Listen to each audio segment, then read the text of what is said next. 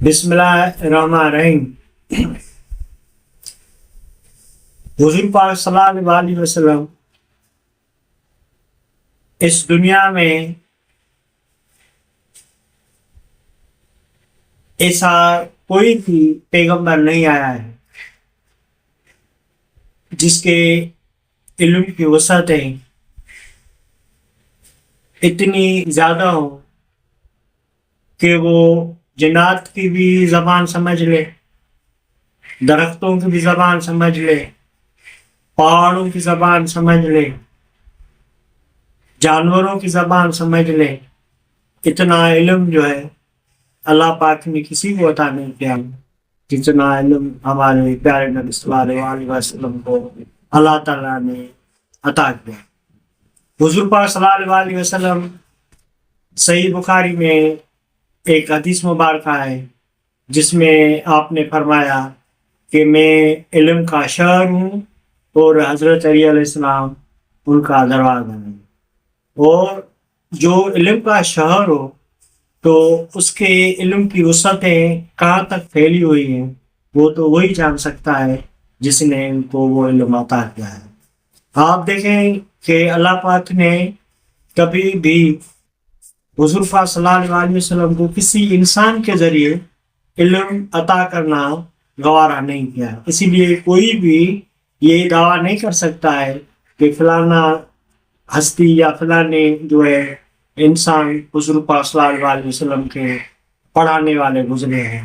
کسی سے بھی حضور پاک صلی اللہ علیہ وسلم نے ظاہری طور پہ تعلیم حاصل نہیں کیا۔ جو بھی علم حاصل ہوا اللہ پاک نے اپنی حکمت عملی سے ڈائریکٹ عطا کیا۔ حضور پاک صلی اللہ علیہ وسلم کے پاس کئی مرتبہ ایسے واقعات ہوئے جس میں جانوروں نے بھی شکایت کی۔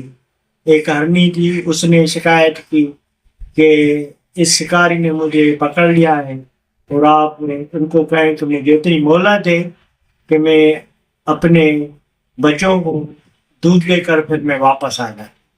تو ظاہر ہے اس نے اپنی زبان میں بات کی ہوگی نا، تو وہ حضور پاک صلی اللہ علیہ وسلم سمجھ گئے اور اس کو صحابی کو کہا کہ اس کو آپ تھوڑی دیر کے لیے چھوڑ دیں، اور وہ ہرنی واپس واقعی آ گئے اپنے بچوں کو دودھ پلا کر۔ اسی طریقے کا دوسرا واقعہ ہے کہ ایک اونٹ تھا جو انتہائی پاگل لوگ کی طرح سے دوڑ رہا تھا، اور لوگ جو ہے ان سے ڈر رہے تھے، اور یہ شکایت لے کے آئے حضور پاک صلی اللہ علیہ وسلم کے پاس کہ یہ اونٹ ہے وہ پاگل ہو گیا ہے اور لوگوں کو کھانے کی کوشش کر رہا ہے، کاٹنے کی کوشش کر رہا ہے۔ تو حضور پاک صلی اللہ علیہ وسلم نے کہا کہ آپ دور ہٹ جاؤ، وہ اکیلے گئے۔ وہ جیسے اونٹ نے حضور پاک صلی اللہ علیہ وسلم کو دیکھا تو آ کے اس کے پیروں پر جو ہے چاٹنے لگا اور اس کو اپنی شکایت بتائی کہ جو میرا مالک ہے وہ مجھ پہ زیادہ بوجھ رکھتا ہے اور مجھے جو کھانا پینا ہے وہ کم دیتا ہے، آپ ان کو کہیں کہ وہ میرا خیال رکھے۔ تو آپ نے ان کی شکایت کی تھی۔ حضور پاک صلی اللہ علیہ وسلم کی محفل میں جنات بھی آتے تھے، ملائکہ بھی آتے تھے، وہ بھی آ کے سنتے تھے حضور پاک صلی اللہ علیہ وسلم کی باتیں۔ اسی طریقے سے دنیا کا جو بھی علم ہے وہ اللہ پاک نے ان کو عطا کیا ہوا تھا۔ ایک درخت تھا، کسی یہودی نے کہا کہ اگر آپ نبی ہیں تو آپ اسے درخت کو آپ اپنے پاس بلا دیں، تو جیسے ہی حضور پاک صلی اللہ علیہ وسلم نے ان درخت کو کہا کہ ادھر آ جاؤ تو وہ درخت ہلنا شروع ہوا، وہ اس میں چلنا شروع ہوا۔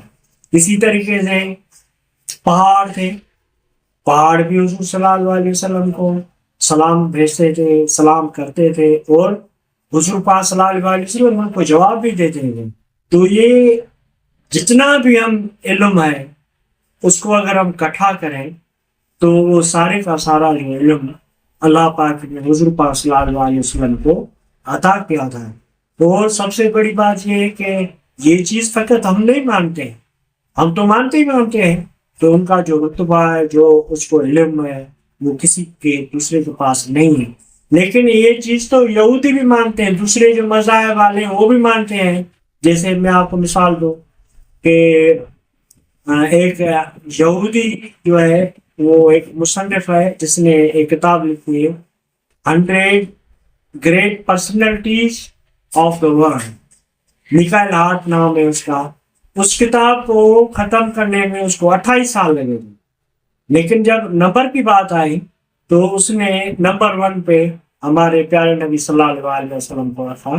تو یہ اعتراف ہے کہ یہودی یا دوسرے جتنے بھی مذاہب کے لوگ ہیں جو وہاں کے عالم ہیں وہ بھی اس چیز کو مانتے ہیں کہ حضور پاک صلی اللہ علیہ وسلم جیسا نہ کوئی آیا ہے اور نہ ہے اور نہ کبھی آئے گا.